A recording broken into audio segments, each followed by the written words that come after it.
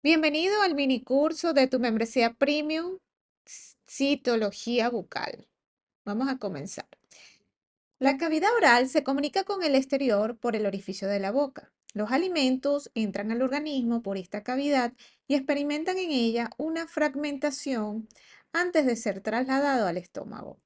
Además, el material alimentario es humedecido por la secreción de las glándulas salivares, lo que facilita su fragmentación y su deglución. La pared de la cavidad oral está compuesta por tres capas principales: el epitelio escamoso estratificado, en su mayor parte no queratinizado, que reviste toda la cavidad bucal; la submucosa por debajo del epitelio y que contiene un número variable de glándulas salivales; y las fibras musculares esqueléticas que se encargan de desplazar los alimentos. La lengua es un órgano muscular móvil implantado en el suelo de la boca que contiene también receptores gustativos especializados y que ejerce una función importante en el movimiento de los alimentos.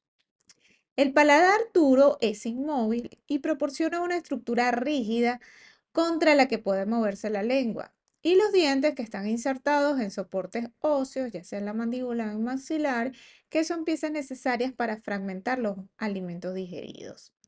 Aunque esta es una estructura general de la cavidad bucal, existen variaciones que vamos a ver a continuación en este curso. Entonces tenemos el epitelio queratinizado, que se debe al roce producido con el dorso de la lengua, las encías y el paladar duro. Veamos algunos conceptos básicos de la anatomía y la histología normal. Tenemos el orificio oral. Este orificio está bien delimitado por los labios, cuyas superficies externas se encuentran recubiertas por la piel pilosa de las glándulas sudoríparas y las glándulas sebáceas.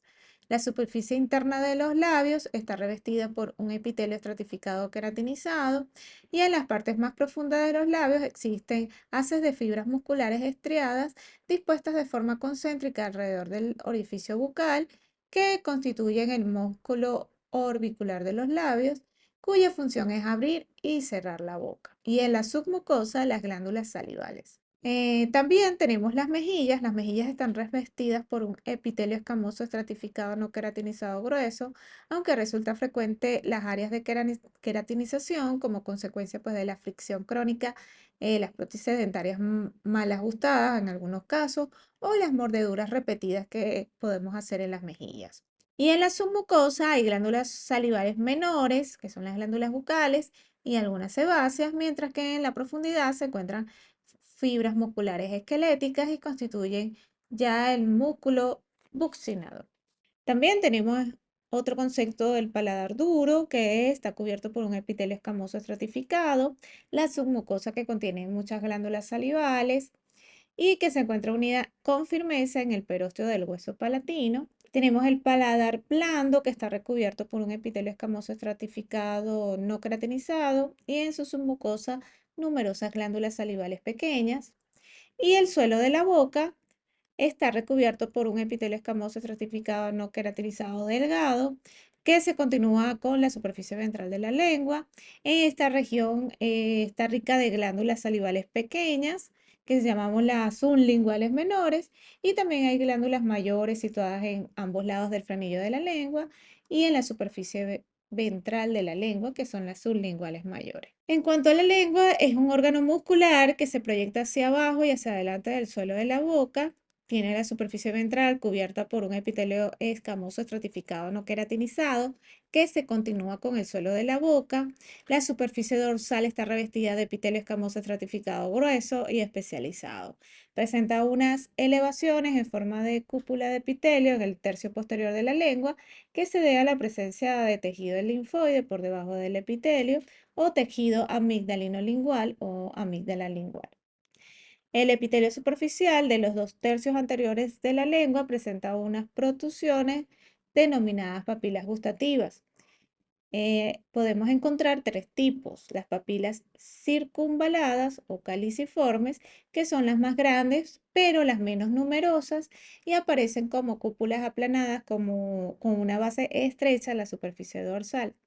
Cada papila está rodeada por un conducto estrecho en forma de fosa y en cuyo epitelio existen numerosos botones gustativos que detectan los diferentes sabores, en especial el amargo. Existen pequeñas glándulas salivales que vierten su contenido en los conductos. Estas papilas se disponen formando una V que separa la lengua en dos partes, el tercio posterior y el tercio anterior. Avanzando también con algunos conceptos básicos de la anatomía y la histología normal, tenemos las papilas filiformes. Ya hablamos de las caliciformes, ahora vamos con las filiformes. Son las más numerosas y se encuentran sobre todo en el dorso de la lengua. Son altas, estrechas, puntiagudas y están queratinizadas. No contienen botones gustativos identificables. Y tenemos las papilas fungiformes, estas diseminadas entre las filiformes y están dispuestas al azar en el dorso de la lengua y tienen forma de hongo. Los botones gustativos están situados en el epitelio de revestimiento. Los situados en la punta de la lengua detectan lo que es el sabor dulce específicamente, mientras que los situados un poco hacia más atrás y los bordes laterales detectan el sabor amargo. La musculatura de la lengua está compuesta por fibras esqueléticas dispuestas en bandas longitudinales, transversales y oblicuas, con una cantidad variable de tejido adiposo entremezclado, lo que permite una gran movilidad de la manipulación de los alimentos y su fragmentación para desplazarlos hacia la parte posterior antes de la deglución y para la articulación. En la unión entre el tercio posterior y los dos tercios anteriores existen numerosas glándulas salivales con lámina propia y capa muscular. También tenemos las glándulas salivales. La boca pues recibe la secreción salival de todas estas glándulas situadas dentro o fuera de ella, y estas glándulas pueden contener células mucosas, serosas o una mezcla de ambas. Las glándulas serosas secretan una solución acuosa que contiene enzimas, amilasa, lisozima, entre otras sustancias.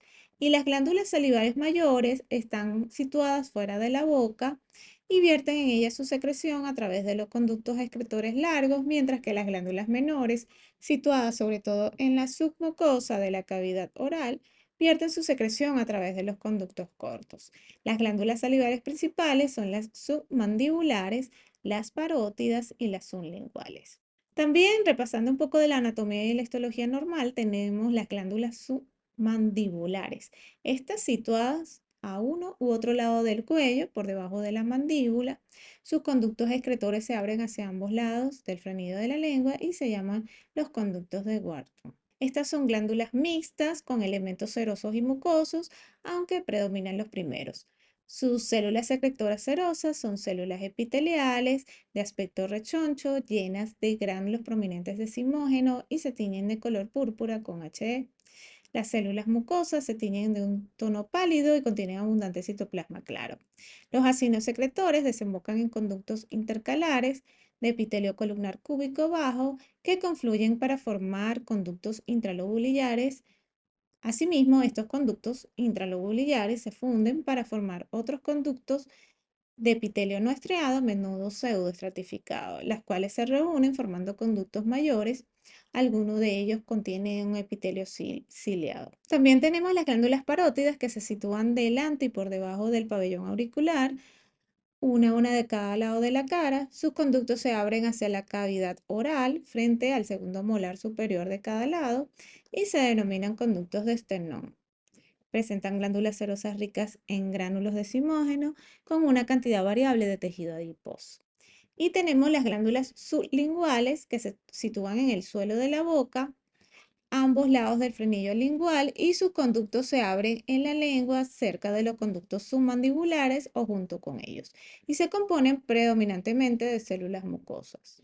Entonces repasemos la histología de la cavidad oral antes de comenzar con la citología bucal. Entonces tenemos en los dos tercios anteriores epitelio plano estratificado, tenemos un epitelio papilar, o decir, las diferentes papilas gustativas, las filiformes, las fungiformes y las caliciformes. Tenemos la presencia de botones gustativos en las papilas caliciformes y fungiformes. Y la mayor parte de su masa es músculo estriado con un poco de tejido adiposo. Todo el tejido salival está en la submucosa, sobre todo cerca de las papilas caliciformes. Y en el tercio anterior de la lengua, epitelio plano liso, está exento de papilas En el caso de la lengua, la submucosa tiene agregados linfoides y la mayor parte de su masa es músculo y tejido adiposo, con algo de tejido salival en la submucosa y el músculo, sobre todo cerca de las papilas caliciformes. Entonces aquí tenemos la anatomía normal. Fíjense que tenemos la lengua, el frenillo lingual, los diferentes conductos, ya sea en los mayores y los menores. Aquí está ya la glándula parótida, que está debajo del pabellón auricular. Están las glándulas sublinguales y están las glándulas salivales. Las glándulas salivales también forman acinos mucosos y serosos. Bueno, aquí una visión más amplia pues de todo lo que es la cavidad bucal. Tenemos el paladar duro, el paladar blando, la úvula o la campanilla, las amígdalas, tenemos las mejillas o las paredes, aquí los distintos dientes, molares, premolares, caninos, incisivos, el vestíbulo, el labio inferior, el frenillo del labio inferior, lo que son las encías, y el labio superior y el frenillo del labio superior. Los antecedentes históricos pues, de la citología bucal tienen una historia bastante reciente con una alta incidencia de falsos positivos por diferentes aspectos diagnósticos o falta de entrenamiento de personal. Los primeros en describir la citología bucal fueron Barr y Bertrand en 1949, quienes encontraron como centros en las células de las hembras o mujeres, y Moore y Barr en 1955 perfeccionaron la técnica de extendido bucal, determinaron estudios citogenéticos en colorantes para cromatina. Estos estudios dieron origen a la determinación de los cuerpos de Barr en los sexos femeninos, que son corpúsculos, también llamados cromatina sexual X, que son una masa heterogénea plana, convexa, con un tamaño de 0.7 a 1.2 micras, que se encuentra en el núcleo de las células somáticas de las hembras en algunos animales o en algunas mujeres. Y por eso la citología bucal tiene sus aplicaciones en la citogenética para determinar diferentes patologías o anomalías, vamos a decirlo de esa manera, como hermafroditismo, la feminización testicular y otros tipos de alteraciones genéticas. Desde el punto de vista citológico, vamos a encontrar en citología bucal las células normales del epitelio plano, escamoso, como podemos ver en esta imagen, células del estrato intermedio y superficial. En esta otra vemos células totalmente normales con características típicas pues, del epitelio plano estratificado, escamoso, superficiales e intermedias. Ahora bien, dentro de la citología bucal vamos a encontrar lesiones inflamatorias, distintos procesos infecciosos o de tipo inflamatorio de diferente etiología que se dan pues en este lugar, en el epitelio de la cavidad bucal. Este epitelio va a encontrarse en estos casos de forma reactiva y vamos entonces a encontrar cambios desde el punto de vista nuclear. Podemos encontrar núcleos ligeramente aumentados de tamaño, con nucleolos presentes y ligero aumento de la relación núcleo-citoplasma, incluso irregularidades de la membrana nuclear. Por ejemplo, en el caso de esta microfotografía tenemos una infección por cándida. Se pueden ver entonces en el extendido estas estructuras fúngicas, tanto hifas como esporas, en diferentes localizaciones y en las diferentes muestras, ya sea tratadas con alcohol o fijadas con citospray y teñidas con Papa Nicolau. También podemos encontrar lo que es las infecciones por herpes, que se verán igual que en otras localizaciones, los cambios típicos citopáticos de células multinucleadas con moldeamiento de los núcleos, núcleos grandes, multinucleación, la cromatina en forma de vidrio esmerilado y las diferentes inclusiones intranucleares que podemos identificar fácilmente con la tinción de Papa Nicolau. Entonces, dentro de la citología bucal también vamos a encontrar esos cambios reactivos a inflamación, como irregularidad de la membrana nuclear, biomultinucleaciones, en el caso del herpes, Vamos a encontrar también halos claros perinucleares, elementos inflamatorios presentes, nucleolos poco prominentes, ¿ok? En los cambios reactivos, veamos esta otra imagen, vemos población celular ligeramente aumentada de tamaño, incluso fondos hemáticos, ¿ok? Binucleaciones, membranas nucleares irregulares, núcleos retraídos. Aquí algunas de las imágenes de las posibles lesiones en cavidad bucal. Tenemos la leucoplasia en lengua, en paladar blando y duro. Tenemos las úlceras, ¿ok? Tenemos también este tipo de úlceras ya de histoplasmosis en labios o en lengua. Tenemos estas otras lesiones como las hiperkeratosis, las candidiasis que ya hemos visto en el extendido, estos casos de estomatitis por nicotina, cambios que se pueden observar macroscópicamente como granulomas o leucoplasias ya en personas inmunodeprimidas o déficit de vitamina B que también se puede ver en lengua. También algunos cambios en personas fumadoras como la hiperpigmentación. También podemos encontrar el cavidad oral papilomas, virus de papiloma humano, también tatuajes por amalgama, algún procedimiento odontológico, o ya herpes tipo 1, como el que hemos visto en el extendido, en cavidad bucal. También hay otras lesiones que también podemos descartar por citología, el carcinoma escamoso, que también tiene otros nombres. En la literatura puede llamarse como carcinoma oral, carcinoma bucal, carcinoma epidermoide o de células escamosas. Generalmente está localizado en el piso de la boca, labios, en la lengua, en encías, se puede diseminar rápidamente como cualquier otro cáncer. Y generalmente afecta a hombres mayores de 40 años. Dentro de los factores de riesgo, hábitos tabáquicos como cigarrillos o otro tipo de sustancias, hábitos también deficientes en lo que es la higiene oral, irritaciones crónicas por el uso de prótesis dentales, por infección por VPH, en la mayoría de los casos, y personas alcohólicas. El diagnóstico preventivo se hace a través de la citología, ya sea por cepillado o citología líquida. Recordemos que es una herramienta económica, factible y con buenos resultados. También podemos encontrar en citología bucal, lesiones premalignas como la leucoplasia, el VPH antes de que se convierta en un carcinoma bucal o podemos encontrar evidencias de un carcinoma in situ antes de que se convierta en un carcinoma invasor. La leucoplasia pues se caracteriza, como pudimos ver en las imágenes anteriores, como una capa blanquecina no menor de 5 milímetros de diámetro, la cual no puede ser removida por raspado y no puede ser clasificada como otra enfermedad.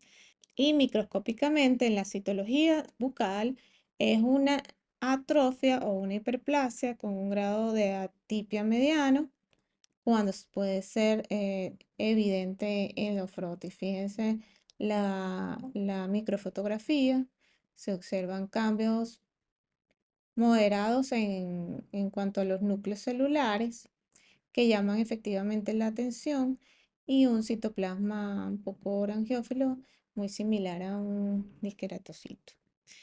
Y podemos encontrar también lesiones premalignas como el virus de papiloma humano en cavidad bucal. Generalmente se va a ver una formación de tejido anormal o de tipo verrugoso o tipo condilomatoso y la infección puede, durante largo tiempo, por ciertos tipos de BPH, a veces puede causar el cáncer bucal. Y dentro del extendido citológico vamos a encontrar los hallazgos típicos o patognomónicos, pues, que corresponden al coilocito bien delimitado en las células intermedias. Y ya los cambios de carcinoma in situ también pueden ser evidentes en la citología bucal, donde macroscópicamente vamos a encontrar lesiones de leucoplasia o eritoplasia. Y desde el punto de vista microscópico vamos a encontrar estas células con cambios evidentemente en el núcleo que alteran pues la relación núcleo-citoplasma. Son núcleos de 4 o 6 veces el tamaño normal de una célula intermedia, con bordes irregulares, difusos, hipercromáticos, cromatina gruesa, nucleolos prominentes.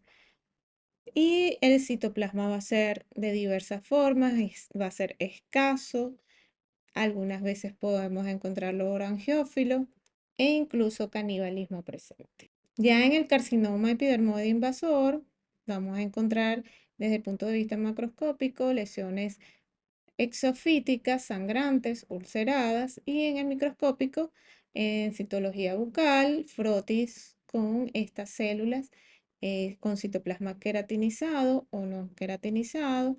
Va a ser una población celular ah, bastante alta. Podemos encontrar células en placas o aisladas, con núcleos monstruosos, pérdida de la relación núcleo-citoplasma, irregularidad de la membrana nuclear. Es posible observar macronucleolos. Vamos a encontrar también paraqueratosis pleomórfica, diátesis tumoral